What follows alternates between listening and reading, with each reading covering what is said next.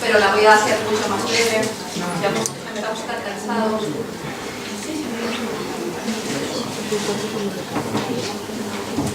No he puesto ni el micro. Vamos a ver.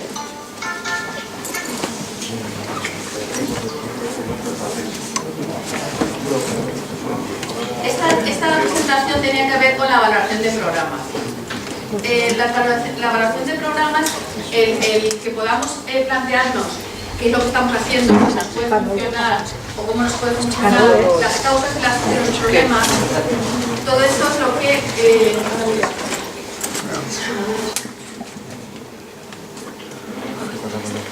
es una continuación de la de esta mañana que ha dado Iris con respecto a cómo analizar o cómo recoger la información de lo que está pasando. ¿Vale? Nosotros trabajamos, no veo mi disco duro, perdona Carlos, no lo encuentro.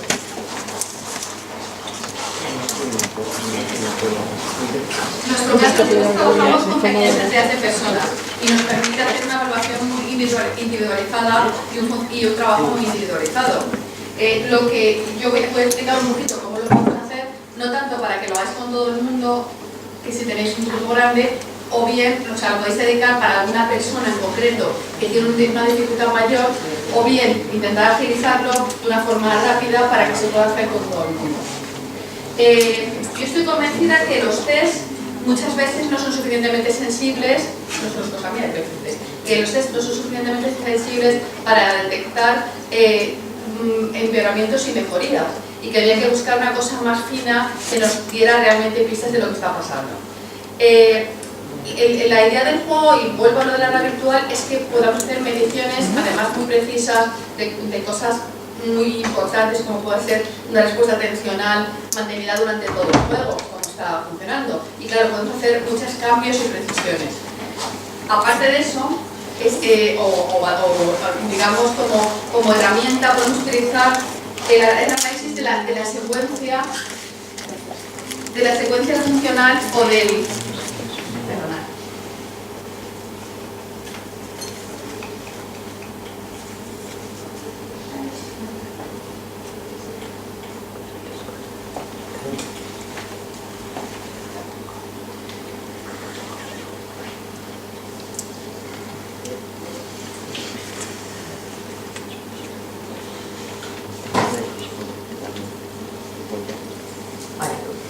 Lo que he comentado, vamos a ver si lo que estoy haciendo está funcionando, para intentar no hacer cosas ciegas. El hecho de que, si hacemos el micro, no lo encuentro, aquí, el hecho de que hay veces que hay métodos que no diferencian mejoría o empeoramiento, y que es importante llevar un análisis constante, sobre todo en aquellas dificultades o en aquellos comportamientos que queramos trabajar. Hemos hablado de los dominios de DSM-5, esta mañana lo he hablado muy brevemente, eran los 6 dominios que ellos consideran. Vale. El tema de los test que he comentado, que no son muy eficaces y no son muy valiosos, y vamos a la parte que yo quería comentaros. Las herramientas que tenemos, como puede ser la entrevista, la observación, el pase de pruebas, la entrevista familiar, el pase de pruebas familiar, toda la información que podemos recoger nos puede dar información sobre el nivel previo de la persona antes de empezar con el deterioro debido a la demencia, la que sea, y sobre cómo está evolucionando el problema. De forma práctica, yo recomendaría, para hacer un análisis detallado, es nuestra especialidad. Nuestra especialidad no es hacer un análisis muy global, sino trabajar con una persona de forma detallada. estas recomendaciones son sencillitas, pero ya nos ayudarían a saber lo que estamos haciendo de forma más precisa. Seleccionar 3 conductas más relevantes en la situación actual del enfermo.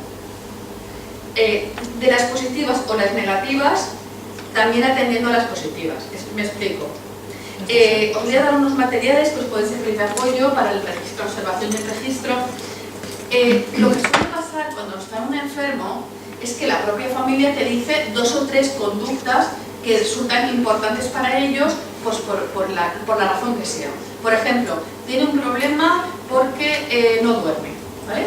Tiene un problema porque se está escapando, tiene un problema porque no quiere comer, tiene un problema que se queja de dolor. Nos cuentan una serie de problemas, normalmente 2 o 3, que es lo que normalmente la gente cuenta sobre un enfermo, y yo propongo que esas, digamos, 2 o 3 conductas que dice la familia, y también incluyamos alguna que observemos nosotros, las registremos y las tengamos bien controladas y sujetas. Vamos a empezar con el enfermo que, por ejemplo, no duerme. Trae la familia a un enfermo, nosotros no lo vamos a ver dormir si estamos en un centro de día o estamos con nosotros, que lo vemos solo de día. El enfermo no duerme, eso supone un problema muy importante para la familia y para el enfermo muy importante. Entonces, esa situación o esa conducta, yo propongo que la recojamos y empecemos a evaluar de forma lo más precisa posible esa conducta. Nosotros podremos recoger información a través del enfermo, si nos puede informar, y a través de la familia. Pero si nosotros nos ponemos en serio a evaluar esa conducta, tendremos más información y al final más pautas para poder intervenir. Esa conducta del sueño o de dormir repercute en el tiempo que está con nosotros, sí que repercute en su vigilia. Vamos a ver si la familia nos dice está durmiendo mejor, vamos a ver al enfermo en mejores condiciones. Vale. Entonces, ¿qué es lo que yo planteo? Que ante un enfermo, aparte de que paséis unas pruebas que al final van a ser mucho más imprecisas, recojáis lo que la familia dice y también lo que nosotros observamos. Por ejemplo, a lo mejor no observamos el sueño porque no lo tenemos, pero sí observamos una persona que se queja mucho. Una persona, me encuentro mal, me duele. Son quejas que pueden ser como tipo depresivas y esa manifestación de quejas es una conducta muy importante para saber cómo el enfermo evoluciona. Pues esa la vamos a recoger y la vamos a, digamos, continuar, seguir y trabajar. ¿Por qué también ponemos alguna positiva? Porque no se puede solamente trabajar quitando cosas negativas. Si solamente trabajamos quitando cosas negativas, quitar cosas negativas no es nada. Os voy a poner un ejemplo. Si yo os dijera, por favor, que todo el mundo no ponga la mano encima de su pierna. Si todos me hacéis caso, todos podéis a lo mejor no poner la mano encima de vuestra pierna. ¿Pero dónde la ponéis? ¿En la cabeza? ¿En la silla? Si yo solamente resto de la conducta y elimino, tengo que enseñar algo a cambio. Así dicho, de una forma muy mínima, en realidad, cuando tenemos una situación negativa, nuestros esfuerzos pueden estar dedicados a ir quitándole fuerza a la negativa o, más importante, a construir una positiva. Voy a poneros un ejemplo también muy simplificado.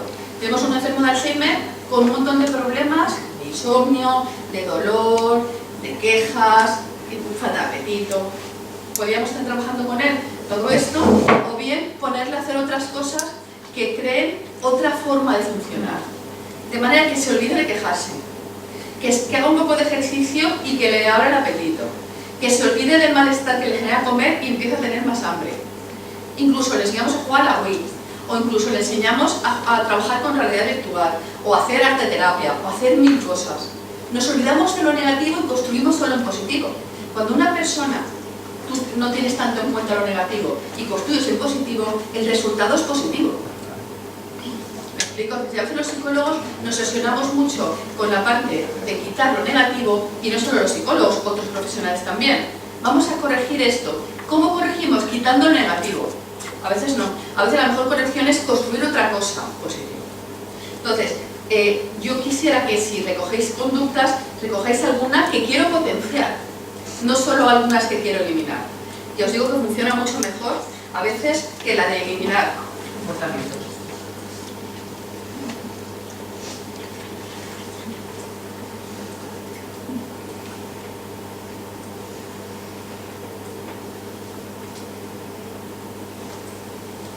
Vale.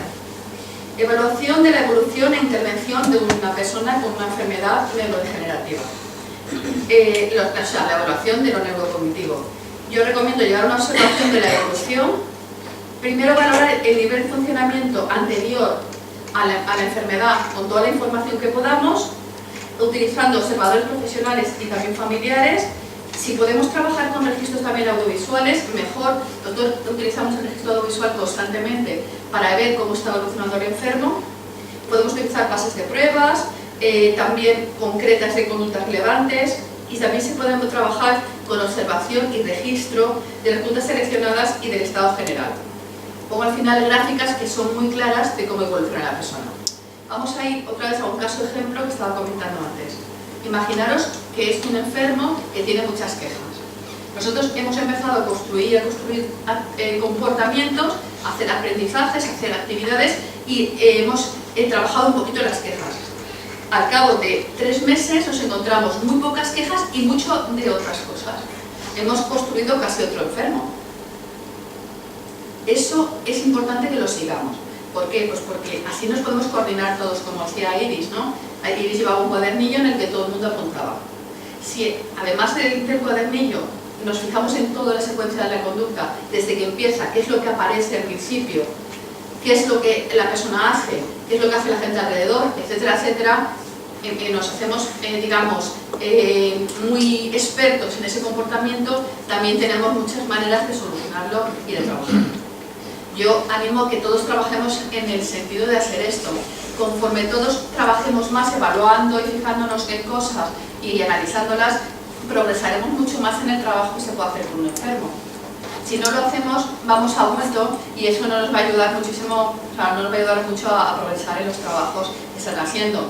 Por muchas cosas que lees, muchas veces las evaluaciones de los programas no existen o son muy básicas, pero al coger un programa y ver que realmente se está evaluando con detalle, ese tipo de cosas, aunque sea con 3 conductas, que realmente desde el punto de vista científico no sería nada, es que tampoco no se encuentran normalmente.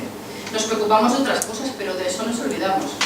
De verdad que sí, cuando voy a repartiros la hoja y estoy hablando sobre una de las hojas.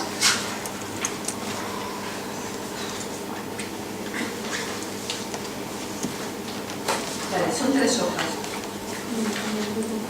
¿Os los doy o los vais pasando? Claro. Vale, si no, si te reparto yo, perdona que me he dado con él. Vale.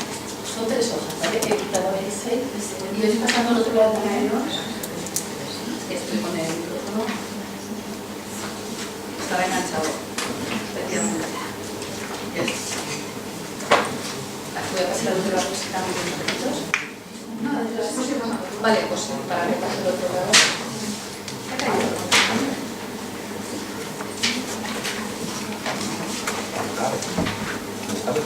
Sí.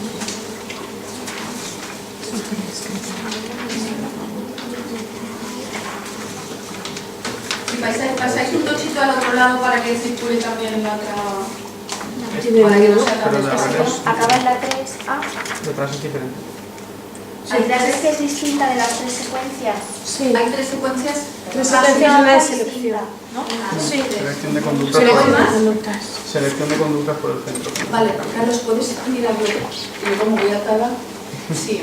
No hay bastantes entonces de las 3 No, hojas. sí, supongo que sí pero, que hay. que era otra hoja, perdón. Hay 2 más diferentes. Vale, es igual. Esa dejármela Hoja y de luego observación. la repartición. Esa también. Es complementaria, no pasa nada. Pues sí, sí que la tienes. No pasa nada, Carlos, de las Sí, dos, no, si ya acaso. está. Es que está. Si alguien quiere... Selección de conductas por el cuidado de la familia y selección de conductas por el centro. Y hoja de observación tenemos aquí también. Y hoja de observación. Vale, pues... ¿Esas las tenéis a vosotros? ¿Falta alguna de estas? Si es que no hemos repartido todas, Carlos, y no sé si va a llegar, porque... Vale, de todas formas luego se les pone... Claro, si os faltan, como los vamos a poner todos en la página web, los podéis descargar. Pensaba que había más. A ver si las tengo aquí guardadas. ¿Esta es esta? No, es igual, ¿no?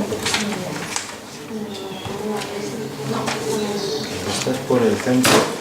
Cuidado de familia. Que son 4. Cuidador y familia No, y nos son falta. 10. ¿Tienes estos dos? Creo que sí, son 5.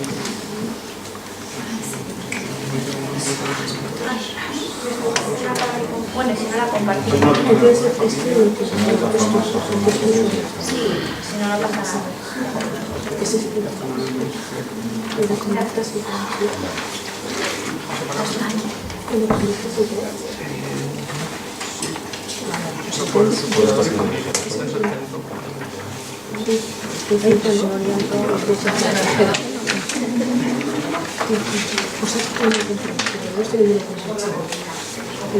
Yo he tomado, yo no he tomado mucho, pero he tomado cola, café y a mí sí me cuesta ya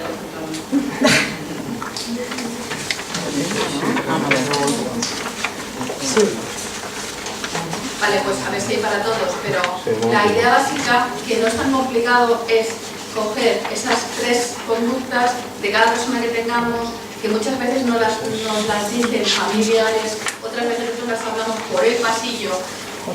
Este señor está mejor en esto, este señor está fallando en aquello, y en vez de dejarlas por el pasillo y no poder con eso hacer nada, luego a la hora de valorar lo que estamos haciendo, escribirlas y ir siguiéndolas. Ahí hay varias opciones, incluso hay alguna que es más sofisticada y te hace mirar cómo empieza la conducta, cómo sigue, todo tal. Y lo que son rayas, ¿vale? Que pone... no sé cómo lo he escrito. Sí. Lo que pone secuencia 1, que son rayas de descripción, ahí sería, nos dicen que por la noche no duerme, no sé qué, no sé cuántos. O observamos que se queja de dolor de estómago a las 12. Esas cosas, que ya os digo, muchas veces de forma informal estamos hablando, se reflejan y luego se van sacando frecuencias, sacando cómo empieza, cómo termina, y podríamos hacerlas como mucho mejor. Y cuando les dijeran, ¿cómo se está funcionando tu trabajo? Podrías decir, mira, está funcionando así. O, ¿qué pasa esta persona? Pues esta persona ahora mismo está con estos problemas y estamos trabajando así, así, así. Nos permite hacer una especie de ingeniería de la conducta. Pero si no nos paramos a mirar, pues a uno se le ocurre una cosa, a otro se le ocurre otra, y a veces pues no conseguimos muchos resultados. Cuando trabajamos sistemáticamente conseguimos muchísimos resultados, pero muchísimos. Por ejemplo, ahí sería, es una tabla, por ejemplo, de secuencias de compañía. Por ejemplo, lunes, martes, tal, yo qué sé, por ejemplo, tú puedes poner ahí la semana, pues es una tabla posible, ¿vale? Y aquí, ¿vale? Y aquí, por ejemplo, lo que vas a medir, ¿vale? Lo que se trata simplemente es que tú te hagas un tipo de registro, ¿vale? Exactamente ese que puso, no me acuerdo por qué lo puse así. Pero os plantearos un registro y marcaros estas conductas que evolucionando así, sacar la frecuencia para poder ejecutar rápido. La enseñas a la gente, a los trabajadores, a los familiares, a ti mismo, y va haciendo la evolución. Aparte no solemos hablar, pues está mejor, pues se puede hacer así los resultados, ¿vale? Esa podría ser un posible modelo, ¿vale?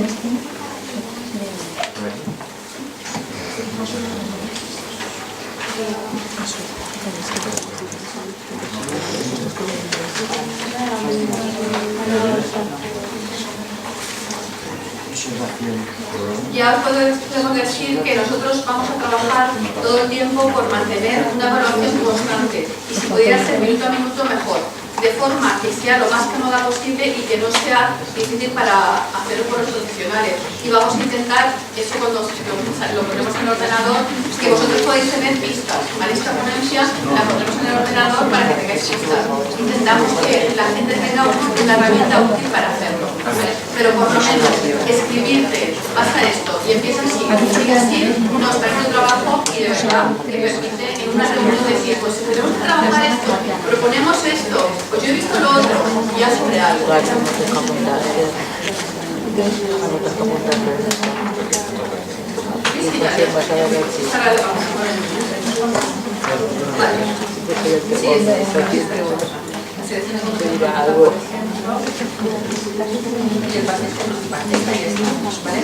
de todas formas